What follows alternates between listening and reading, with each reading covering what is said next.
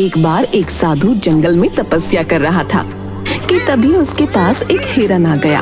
वो हिरन उसके चारों तरफ दौड़ने लगा और उसकी आहट से साधु की तपस्या भंग हो गई। साधु ने आंखें खोली। ओह, ये तो एक हिरण है। क्या तुम भूखे हो प्यारे हिरण?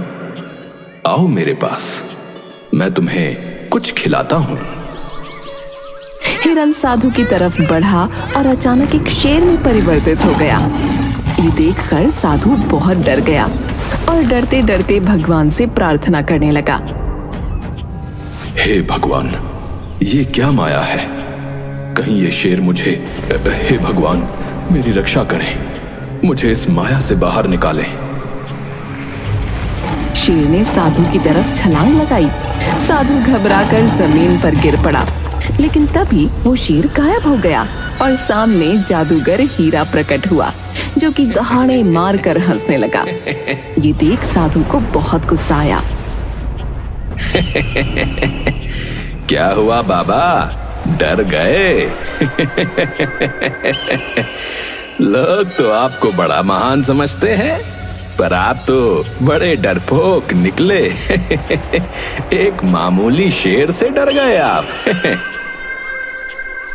अच्छा जादूगर, तो ये तू कर रहा था? तेरी इतनी हिम्मत कि तू मेरा अपमान करे, मेरे साथ छल करे। जा, मैं तुझे श्राप देता हूं कि तेरा परिवार तुझे भूल जाएगा।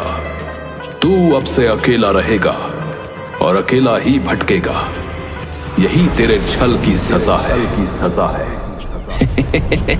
अपना ये फालतू श्राप अपने पास ही रखो बाबा। मैं किसी श्राप व्राप को नहीं मानता, और मेरा परिवार ऐसे कैसे मुझे भूल जाएगा। चलो मैं तो चला। जादूगर ने साधु की बात को बिल्कुल गंभीरता से नहीं लिया और वो अपने घर पहुंचा, पर वहां सचमुच उसकी पत्नी और बेटी ने उसे नहीं पहचाना। ये देख जादूगर परेशान होता हुआ भगवान से बोला। हे भगवान, मेरी पत्नी तो मुझे सचमुच भूल गई और घर में भी घुसने नहीं दे रही। इसका मतलब उस साधु का श्राप सच हो गया है। मुझे ये सब सही करने उसके पास ही जाना पड़ेगा। जादूगर वापस उस साधु के पास जाकर उसके पैरों में गिर गया और उससे बहुत माफी मांगी। बहुत देर माफी मांगने के बाद साधु ने उससे कहा, मैं अपना श्राप तो वापस नहीं ले सकता, लेकिन श्राप को तोड़ने का एक तरीका बता सकता हूं। तुमने मेरे साथ छल किया था, तो छल के विपरीत अब तुम्हें एक ऐसा व्यक्ति ढूंढना होगा जो इस राज्य में सबसे ज्यादा ईमानदार हो। जब वो व्यक्ति तुम्हारे बीवी बच्चों को बताएगा कि तुम उनके क्या हो, तब उन्हें सब याद आ जाएगा। बाबा इसमें तो काफी वक्त लग जाएगा। हाँ, लेकिन तुम कर्म करो, तुम्हें इसका फल जरूर मिलेगा। बस तुम जो भी करो उसे नेक दिल से करना। ये सुनकर जादूगर ने साधु को धन्यवाद कहा और सबसे ईमानदार व्यक्ति की खोज में निकल गया। दूसरी तरफ पड़ोस के गांव में एक सब्जी वाला रोहित अपनी बीमार मां के साथ एक छोटे से कच्चे मकान में रहता था। वो हमेशा ईमानदारी और मेहनत से काम करता था। भैया 1 किलो आलू दे दो। जी अभी देता हूँ। रोहित ने आलू तोले और ग्राहक को दिए। ग्राहक गलती से ज्यादा पैसे देकर चला गया, लेकिन रोहित तुरंत ही ग्राहक को आवाज देकर कहता है, भाई साहब, आपने ज्यादा पैसे दे दिए, ये लो आपके बाकी पैसे। अरे धन्यवाद भैया, तुम तो सच में बहुत ईमानदार हो। अब तक तो सिर्फ सुना था तुम्हारे बारे में, आज देख भी लिया भैया। अरे इसमें धन्यवाद कैसा, ये तो आपके ही पैसे हैं। रोहित इसी तरह ईमानदारी से अपना जीवन जी रहा था कि तभी उस गांव में जादूगर हीरा आ गया और उसने सबसे ईमानदार व्यक्ति की तलाश शुरू की। उसने गांव के कुछ लोगों से सवाल पूछने शुरू किए। नमस्कार। क्या आप मुझे इस गांव के सबसे ईमानदार व्यक्ति के बारे में बता सकते हैं? अरे इस गांव में सबसे ईमानदार तो मैं ही हूँ। मैंने कभी किसी को धोखा नहीं दिया भाई। अच्छा, धन्यवाद। हीरा ने दूसरे व्यक्ति से पूछा तो वो बोला, मैं ही इस गांव का जो है सबसे ईमानदार व्यक्ति हूँ। लोग मेरी सच्चाई की कसम खाते हैं भैया, कसम। हर कोई खुद को सबसे ईमानदार बताने में लगा हुआ था। जादूगर हीरा को सही उत्तर नहीं मिल पा रहा था। आखिरकार वो रोहित के पास पहुंचा। नमस्ते। क्या आप मुझे इस गांव के सबसे ईमानदार व्यक्ति का पता दे सकते हैं? नमस्ते भैया। देखिए, इस गांव में सभी लोग ईमानदार हैं, लेकिन एक बात कही जाती है ना कि ईमानदार वही है जिसे बेईमानी का मौका नहीं मिला। इसलिए अंदर की सच्चाई तो भगवान ही जानता है। रोहित का ये उत्तर सुनकर जादूगर हीरा सोच में पड़ गया। ये तो बिल्कुल सही बात कह रहा है। असली ईमानदारी का पता तब चलता है जब किसी को बेईमानी का मौका मिले और वो फिर भी सच्चाई का साथ दे। मुझे इन लोगों की ईमानदारी की परीक्षा लेनी होगी। जादूगर हीरा ने उन लोगों की परीक्षा लेने के लिए रात के अंधेरे में अपने जादू से गांव के बीचों बीच एक जादुई पेड़ बनाया। अगली सुबह जब गांव वालों ने उस पेड़ को देखा तो वो हैरान रह गए। अरे ये पेड़ तो यहाँ कल रात तक नहीं था, ये कैसे आ गया भैया? ये पेड़ तो बड़ा ही अजीब सा लग रहा है कि नहीं?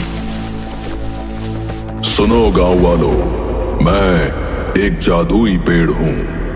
तुम लोग आज भर मुझसे कोई भी एक मनोकामना मांग सकते हो। तुम्हें वो सब मिलेगा जो तुम चाहोगे, पर कल मैं गायब हो जाऊंगा। अरे बाप रे, अरे भैया, अरे जादुई पेड़।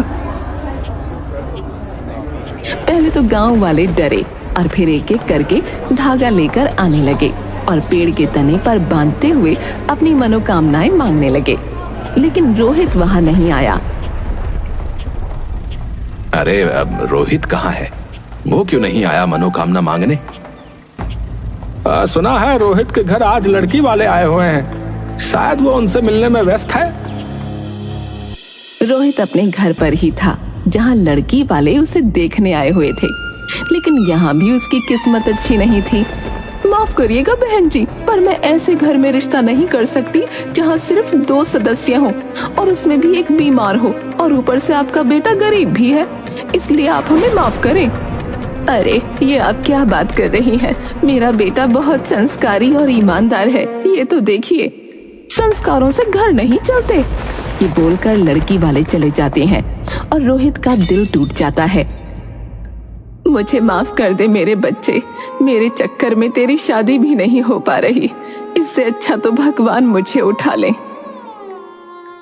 अरे माँ, कैसी बातें कर रही हो? शुभ शुभ बोलो। अरे रोहित, तुम्हारे जीवन में इतने कष्ट हैं, तो तुम जादुई पेड़ पर मनोकामना मांगने क्यों नहीं गए? तुम कौन हो भैया? तुम्हारा शुभ चिंतक हूं। चलो चलकर मनोकामना मांगो।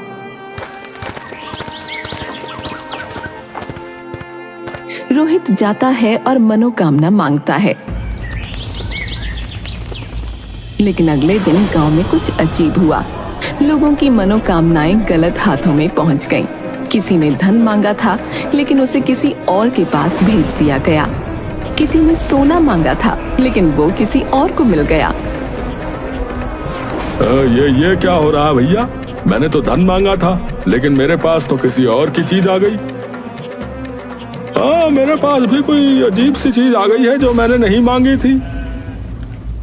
रोहित के पास भी एक हीरों का हार पहुंचा, जबकि उसने तो अपनी माँ की सेहत मांगी थी।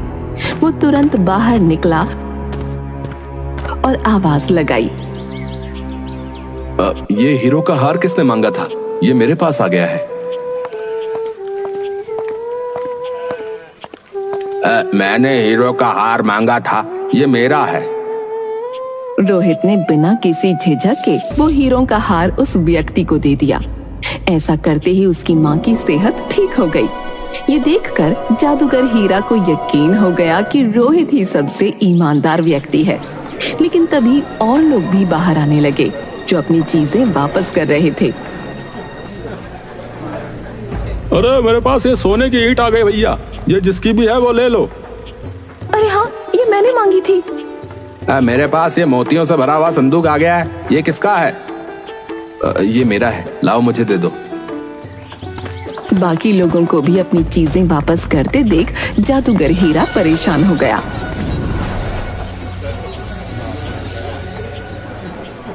हे भगवान, ये क्या चल रहा है? मुझे तो लगा था कि रोहित ही सबसे ईमानदार व्यक्ति है, पर यहाँ तो और लोग भी अपनी चीजें वापस कर रहे हैं। अब कैसे पता चलेगा कि सबसे ईमानदार कौन है? वो ये सब सोच ही रहा था कि तभी उसे एक विचार आया। यहाँ पर शायद लोगों ने ईमानदारी इसलिए भी दिखाई क्योंकि ये बात पूरे गांव के सामने थी। अब मुझे कुछ ऐसा करना पड़ेगा जो अकेले उनके लिए हो, तब पता चलेगा कि ईमानदार कौन है। ईमानदारी की असली परीक्षा अकेले में ही होती है। ये सोचकर जादूगर हीरा उन सभी लोगों के घर पर एक जादू करता है जिन्होंने अपना सामान लौटाया था। उन लोगों के घरों के आंगन की जमीन हिलने लगी और अचानक वहां से मिट्टी हटने लगी। अरे मुझे बाहर निकालो, अरे मुझे बाहर निकालो भैया। ये क्या हो रहा है? ये कैसी आवाज है? बेटा, हमारे आंगन में जरूर कोई खजाना है। मैंने अपने बड़े बूढ़ों से सुना है कि खजाना ही ऐसे आवाज देता है। ये आप क्या बोल रही हो माँ? अरे मैं सच कह रही हूँ, चाहे तो तू खुदाई करके देख ले। बाकी लोगों के घर भी यही हो रहा था। वो सब लोग खुदाई करते हैं और खजाना निकल आता है। खजाने को देखकर सबकी आंखें चौंधी आ गईं। हे भगवान, तेरा बहुत बहुत धन्यवाद है, मैं तो अमीर हो गया है। अरे बाप रे, इतना बड़ा खजाना! देखा, मैंने क्या कहा था। ये तो सचमुच खजाना है, लेकिन मैं इसको नहीं रख सकता। जमीन में निकले खजाने का हक राज्य का होता है। मैं इसे राज्य को वापस कर दूंगा। अरे तू पागल हो गया है क्या? ऐसा मत कर। इस खजाने की मदद से तेरी शादी हो सकती है। नहीं माँ, मैं जो करूंगा मेहनत और ईमानदारी से करूंगा, ऐसे नहीं।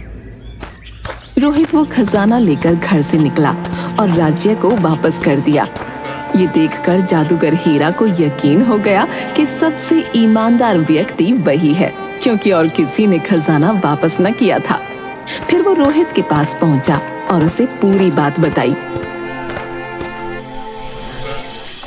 मैंने उस साधु के साथ बहुत बुरा किया, इसलिए उन्होंने मुझे श्राप दे दिया। और इस श्राप को तोड़ने का सिर्फ एक ही तरीका है कि इस राज्य का सबसे ईमानदार व्यक्ति मेरी पत्नी और बच्चे को मेरे बारे में बताए। इसीलिए मैं तुम्हारे पास आया हूँ, क्योंकि तुम ही इस राज्य के सबसे ईमानदार व्यक्ति हो। पर मैं कैसे? मेरी इतनी सी बात मान लो, बदले में मैं तुम्हारा जीवन बदल दूंगा। तुम्हें धनी बना दूंगा, जिससे तुम्हारी शादी भी आसानी से हो जाएगी। नहीं, इसकी जरूरत नहीं है। मैं तुम्हारा काम कर दूंगा। मुझे कोई रिश्वत नहीं चाहिए। रोहित जादूगर हीरा के परिवार के पास गया।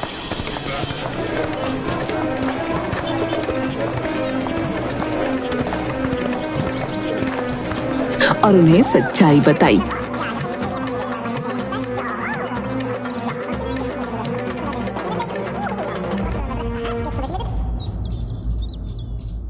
बहन जी, ये आपके पति जादूगर हीरा हैं। इन्हें एक साधु के द्वारा शाप लगा था, जिस कारण आप इन्हें भूल गई थी।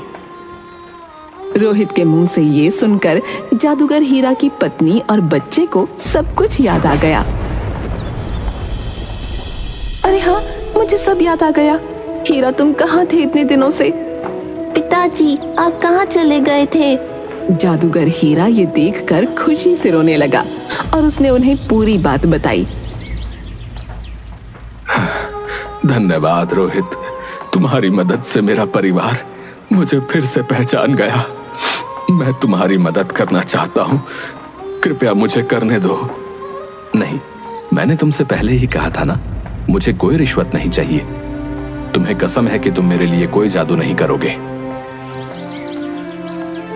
ये बोलकर रोहित वहां से जाने लगा, लेकिन तभी उसकी ईमानदारी से प्रभावित होकर जादूगर हीरा की पत्नी ने कहा, रोहित, आपकी शादी हो गई है क्या? जी नहीं। तो क्या आप मेरी बहन से शादी करेंगे? आप जैसे ईमानदार व्यक्ति से शादी करके मेरी बहन धन्य हो जाएगी। रोहित ये सुनकर हैरान रह गया और उसने हाँ कर दी। और कुछ इस तरह रोहित की ईमानदारी ने उसे न सिर्फ गांव में सम्मान दिलाया, बल्कि एक अच्छा जीवन साथी भी। जादूगर हीरा और उसका परिवार भी फिर से खुशहाल जीवन जीने लगा और रोहित ने अपनी सच्चाई और मेहनत से एक नई शुरुआत की।